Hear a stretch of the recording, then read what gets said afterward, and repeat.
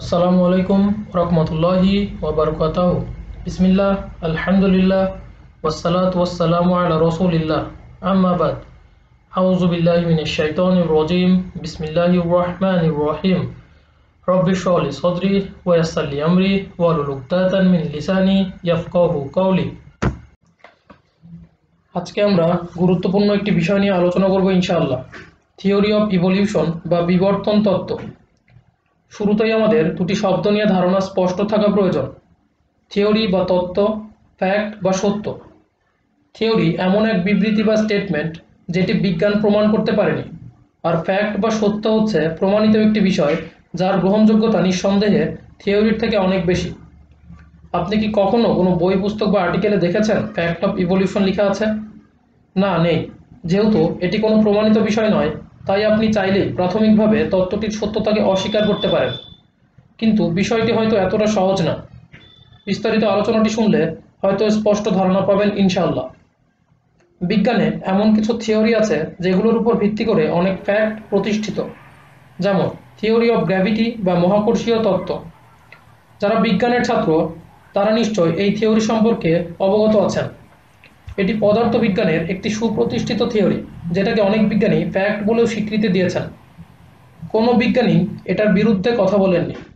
কিন্তু theory of ইভলিউশনের বিরুদ্ধে অসংখ্য বিজ্ঞানী আর্টিকেল লিখেছেন, বই লিখেছেন।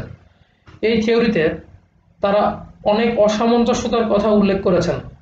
19 শতকে চার্লস ডারউইন HMS বিগল নামক একটি জাহাজে করে একটি দ্বীপে গিয়েছিলেন। সেখানে তিনি একই প্রজাতির কিছু পাখির খাওয়ার ধরনের উপর ভিত্তি করে তাদের ঠোঁট ছোট বড় হয়, এই পর্যবেক্ষণ থেকে ন্যাচারাল সিলেকশন বা প্রাকৃতিক নির্বাচনের ধারণা দেন তার বিখ্যাত বই অরিজিন অফ স্পেসিসে। ন্যাচারাল সিলেকশনের ধারণাই পরবর্তীতে বিবর্তন তত্ত্বের রূপ নেয়। 1861 সালে চার্লস ডারউইন তার বন্ধু থমাস ট্রম্পেইনকে চিঠি লিখে বলেছিলেন, আমি প্রাকৃতিক নির্বাচন পদ্ধতিতে বিশ্বাস করি না। আমি এটিকে বিশ্বাস করি কারণ এটি আমাকে রুডিমেন্টারি অঙ্গের মরফোলজির, এমব্রায়োলজির শ্রেণীবিন্যাস করতে সহায়তা করে। ইভলিউশন মূলত দুই ধরনের: মাইক্রো ইভলিউশন, ম্যাক্রো ইভলিউশন।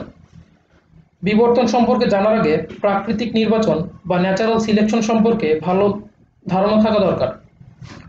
প্রাকৃতিক নির্বাচন একটি পদ্ধতি যেখানে একই প্রজাতির প্রাণীরা একটি নির্দিষ্ট জায়গায় দীর্ঘদিনের বসবাস করার ফলে সেই পরিবেশের সঙ্গে মানিয়ে নেয়। আর মাইক্রো ইভলিউশন বা ক্ষুদ্র বিবর্তন বলে ন্যাচারাল সিলেকশনের প্রভাবে প্রজন্মের পর প্রজন্ম অতিবাহিত হওয়ার সঙ্গে সঙ্গে প্রজাতিদের মধ্যে ক্ষুদ্র ক্ষুদ্র পরিবর্তন দেখা যায়। যেমন বাঘের একটি প্রজাতি এখন যেমন আছে, 20 প্রজন্ম আগে এটির লেজ হয়তো একটু ছোট ছিল, গায়ের রং হয়তো একটু গাঢ় ছিল, উচ্চতা হয়তো একটু বেশি ছিল, ইত্যাদি। মাইক্রো ইভলিউশন নিয়ে বিজ্ঞানীদের মধ্যে কোনো দ্বিমত নেই, কিন্তু ম্যাক্রো ইভলিউশন বা বৃহৎ বিবর্তন নিয়ে অনেকেরই ভিন্ন মত রয়েছে। ম্যাক্রো ইভলিউশন বলে কোনো নির্দিষ্ট একটি প্রজাতির মধ্যে অসংখ্যবার মাইক্রো ইভলিউশন হওয়ার ফলে সেই প্রজাতিটি নাকি অন্য প্রজাতিতে পরিবর্তিত হয়ে যায়, যেমন বানর থেকে মানুষ। একজন মুসলিমের জন্য কোরআনের কোনো কিছুকেই অবিশ্বাস করার কোনো সুযোগ নেই। কোরআনে আমরা জানতে পারি আল্লাহ সুবহানাহু ওয়া তাআলা নিজ হাতে হযরত আদম আলাইহিস সালামকে তৈরি করেছিলেন এবং জান্নাত থেকে তাকে পৃথিবীতে পাঠিয়েছেন। তাই বানর থেকে মানুষ হওয়ার কোনো সুযোগই নেই। বানর থেকে যদি মানুষ হতো তাহলে বানর এবং মানুষের সাথে মিল আছে এমন অনেক প্রজাতি তো প্রকৃতিতে থাকার কথা। শুরু আছে, শেষ আছে, তাহলে মাঝেরগুলো উধাও হয়ে গেল কেমনে? হাস্যকর বিষয়। সূরা আর-রহমানে আল্লাহ সুবহানাহু ওয়া তাআলা বলেছেন, আমি মানুষকে কথা বলতে শিখিয়েছি। আল্লাহ সুবহানাহু ওয়া তাআলা মানুষকে আশরাফুল মাখলুকাত বা সৃষ্টির সেরা জীব বলেছেন। মানুষ যা করতে পারে তাকে আর কোনো প্রাণীর পক্ষে করা সম্ভব? মানুষকে আল্লাহ মুক্ত ইচ্ছাশক্তি বা স্বাধীন ইচ্ছাশক্তি দান করেছেন। মানুষের আছে মেটা কগনিশন, যা অন্য কোনো প্রাণীর নেই।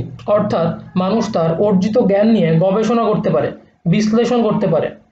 বানর থেকে যদি মানুষ হতো তাহলে মানুষ থেকে অন্য কোনো প্রজাতি হচ্ছে না কেন? তবে সামগ্রিকভাবে বিবেচনা করলে বিবর্তনকে পরিপূর্ণভাবে অস্বীকার করার কোনো সুযোগ নেই।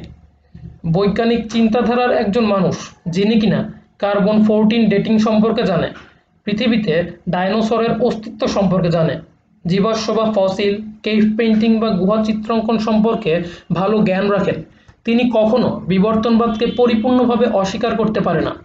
বিবর্তনবাদে বিশ্বাস করা বা না করার সাথে একজন মুসলিমের ঈমান জড়িত নয়, কিন্তু কোরআনের কোনো কিছুকেই অস্বীকার করার কোনো সুযোগ নেই আমাদের। আমাদের কাছে কোরআন আছে, তাই আমরা মানুষের প্রকৃত সৃষ্টি সম্পর্কে জানি। কিন্তু একজন অমুসলিমের জন্য এটি বিশ্বাস করা যে তার পূর্বপুরুষ বানর ছিল অস্বাভাবিক কিছু না। বিবর্তনবাদ সত্য হলে হবে, কিন্তু আমরা এটা বিশ্বাস করি যে আমরা মানুষ বিবর্তনবাদের এই চেইনের বাইরে, অর্থাৎ আমরা হিউম্যান ইভলিউশনে বিশ্বাস করি না। আমাদের একটা জিনিস মাথায় রাখতে হবে, কোরআন কোনো বিজ্ঞানের বই না। এটি নাজিল করা হয়েছে মানুষকে আল্লাহর পথ দেখানোর জন্য।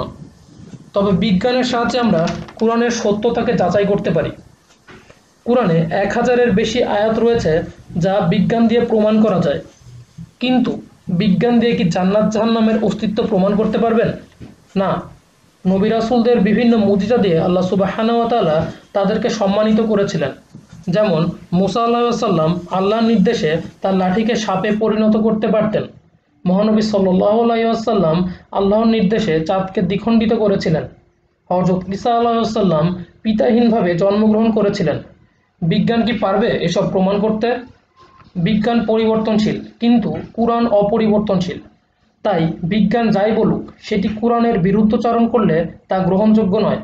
অনেকেই হয়তো ভাবছেন, ইভলিউশন থিওরি নিয়ে বিজ্ঞানীদের এত মতভেদ থাকা সত্ত্বেও পশ্চিমা বিশ্বের শিক্ষা প্রতিষ্ঠান এবং অন্যান্য ক্ষেত্রে এই তত্ত্বটি এত ঢালাওভাবে প্রচার করা হয় কেন?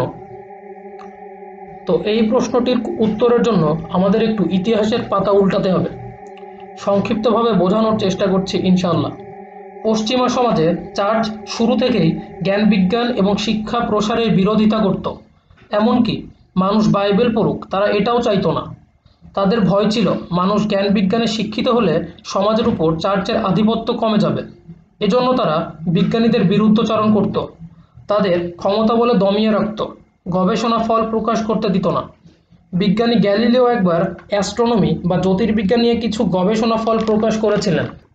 এজন্য চার্চ তার উপর চড়াও হয়েছিল। এমনকি তাদের চাপে গ্যালিলিও চাকরি থেকে রিটায়ার করতে বাধ্য হয়েছিল। কিন্তু মানুষ যখন বিজ্ঞানের উপর আস্থাশীল হতে শুরু করে, বিজ্ঞানের নিত্য নতুন আবিষ্কারের কল্যাণে নিজেদের জীবনযাত্রার মান পরিবর্তন করতে সক্ষম হয়, তখন তারা বাইবেলের উপর আস্থাহীন হয়ে পড়ে এবং চার্চের বিরোধিতা করতে শুরু করে।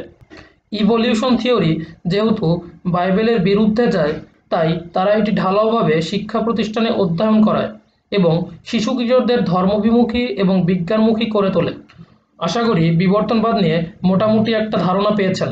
সবাই ভালো থাকবেন, সুস্থ থাকবেন। জাযাকুমুল্লাহ খাইর। আসসালামু আলাইকুম ওয়া রাহমাতুল্লাহি ওয়া বারাকাতুহু।